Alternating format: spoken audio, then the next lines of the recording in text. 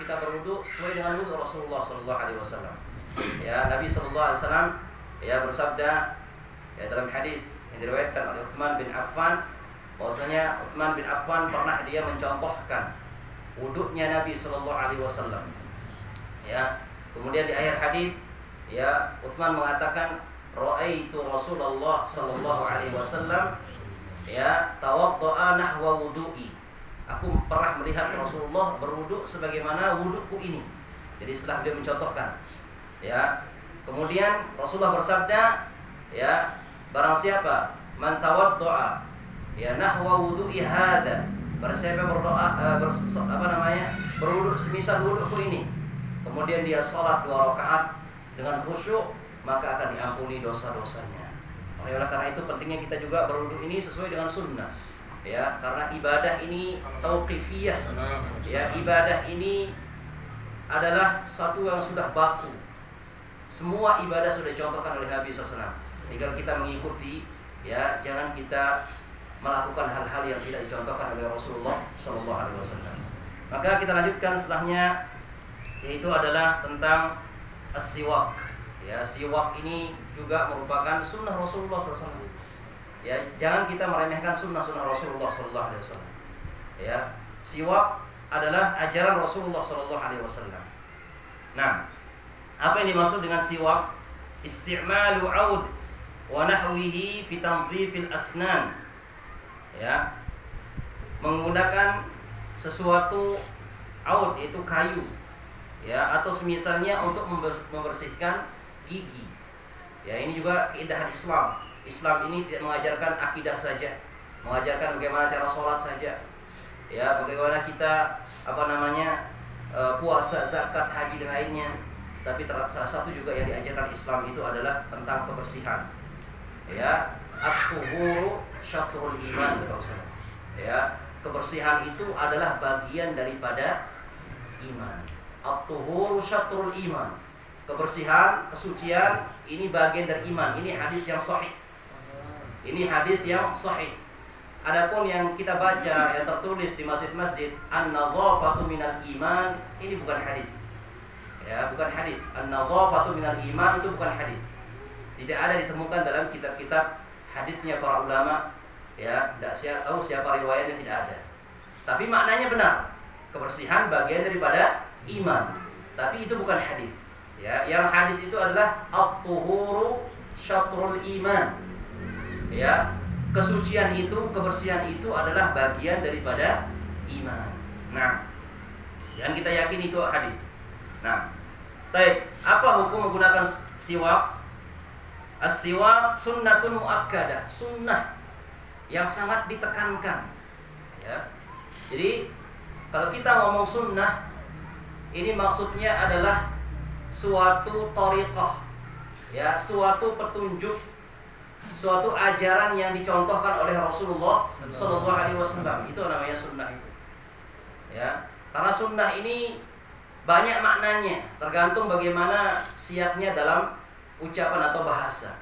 Ya, tergantung. Kalau di sini as-siwak sunnah muakkadah, ini hukumnya sunnah, ditekankan. Ya, amara bihin Nabi Sallallahu Alaihi Wasallam, yang diperintahkan oleh Nabi Sallallahu Alaihi Wasallam. Jadi kalau diperintahkan oleh Nabi SAW, berarti ini ibadah. Ya, siwak ini ibadah karena diperintahkan oleh Rasulullah SAW. Wa hatha alaihi fi ahadits katsira, dan Nabi menganjurkannya untuk kita bersiwak ini pada hadis-hadis yang sangat banyak sekali.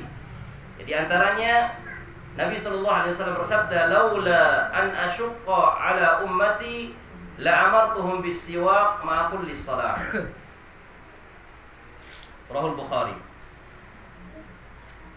Nabi, dan juga riwayat Imam Muslim.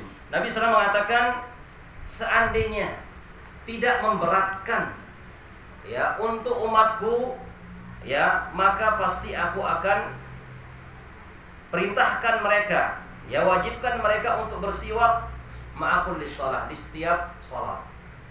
Ya, jadi seandainya tidak mewajibkan, ya, seandainya tidak memberatkan, maka pasti diwajibkan kita, diperintahkan oleh Rasulullah, setiap kita hendak sholat itu kita menggunakan siwak. Nah, baik.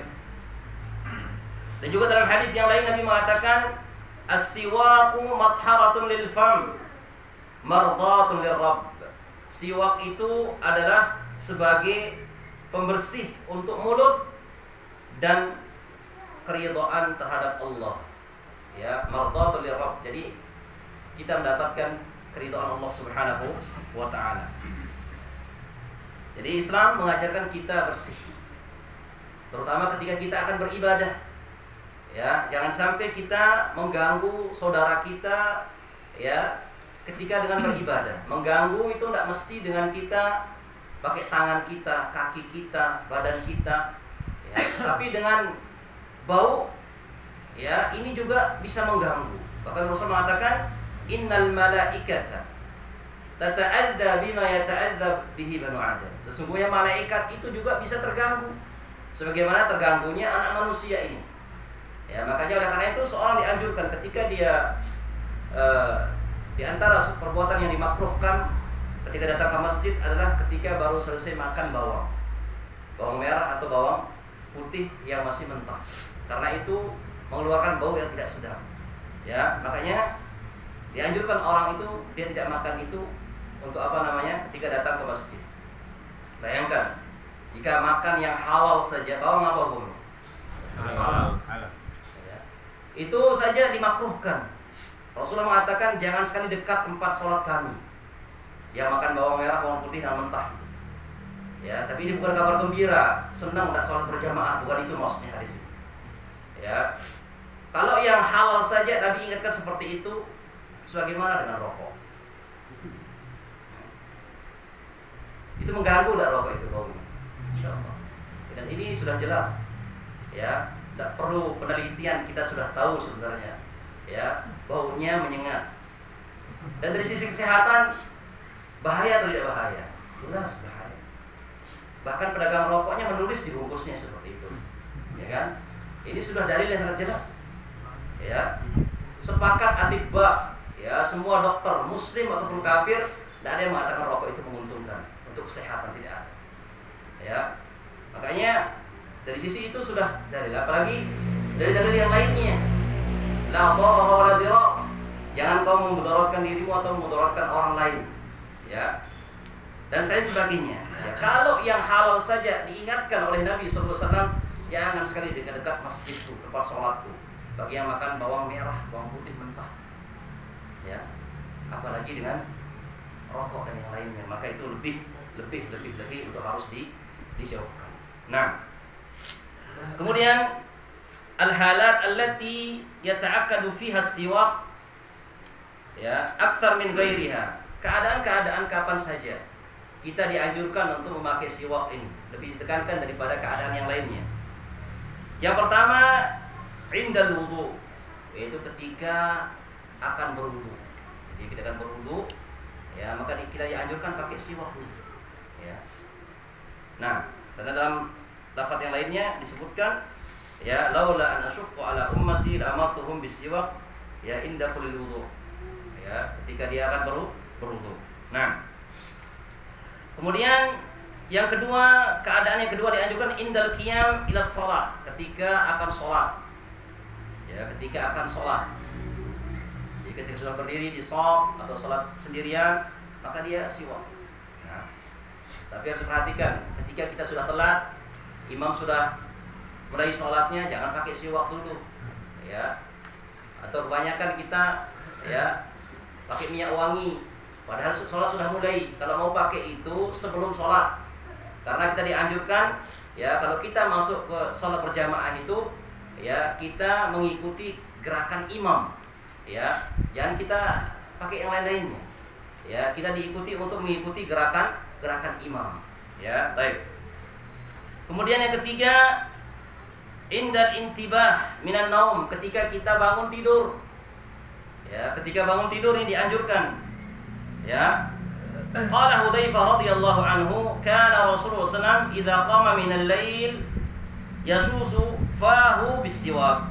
Kata Hudzaifah radhiyallahu anhu, ya, dulu Rasulullah SAW apabila dia bangun dari tidurnya, maka beliau membersihkan atau menggosok giginya atau mulutnya dengan menggunakan siwak.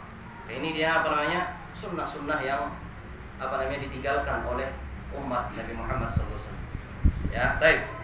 Kemudian yang keempat, inda qiraatil Quran, ketika kita akan baca Al-Quran, ini dianjurkan.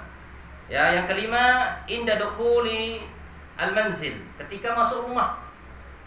Ya, ketika masuk rumah. Ya, Aisyah radhiyallahu anha dia mengatakan, anna Nabi sallallahu alaihi wasallam kana idza dakhala baitahu bada'a bis-siwak. Kata Aisyah radhiyallahu anha, Rasulullah sallallahu alaihi wasallam ya, kalau dia masuk rumahnya dia memulai dengan siwak. Subhanallah. Ini Rasulullah SAW. Ya, seperti itu. Dia ketika masuk rumahnya dia menggunakan siwak. Nah, kemudian yang keenam adalah inda taghayyuri raihatil fam, ketika berubahnya bau mulut. Ya. Wa dzalika lahu asbab. Dan itu ada sebabnya. Ya, misalnya apa? Karena makan atau terlalu lama diam dan sebagainya, ya maka ini dianjurkan untuk menggunakan siwak. Nah, kemudian lamma kana al-maqsud min masru'iyyati siwak tanziful fam wa tatyibih, fa inna kulla ma yuhaqqiqu hadzal masdar hukm siwak. Maka ketika kita tahu tujuan dari siwak itu adalah membersihkan mulut, ya, maka menggunakan selain itu boleh-boleh saja. Ya, odol, sikat gigi, sama, ya boleh, karena tujuannya sama. Siwak untuk membersihkan, demikian juga odol, pasta gigi atau sikat gigi, semuanya juga untuk membersihkan. Nah, wa fursatul asnan wal ma'ajin al hadithah tashumu biquwwah fi tanzifil fam wa tatyibi. Ya, sikat gigi, odol, pasta gigi semuanya maka itu boleh digunakan. Ya, walidzalika fa inna laha hukmu siwak fil masru'ah.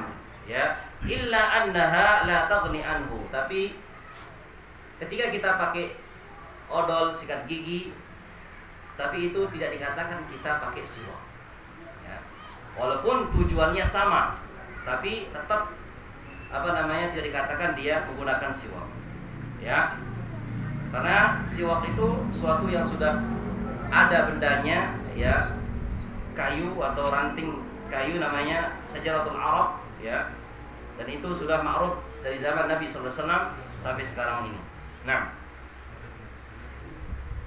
wastikhdamu audil araq afdal min ghairihi lima fihi min mawadi tabi'iyah, ya, munadhifah wa mutahharah. Menggunakan siwak dari kayu arak itu lebih afdal karena mengandung, ya, karena bisa membersihkan dan juga mensucikan. Nah,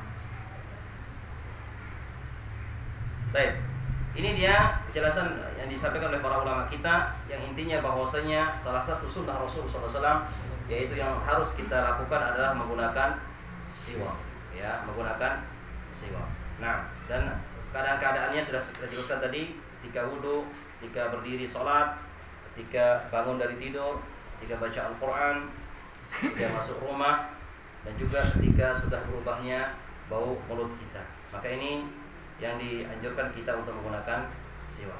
Nah, kita lanjutkan ke kajian berikutnya, yaitu unwan as-sa'adah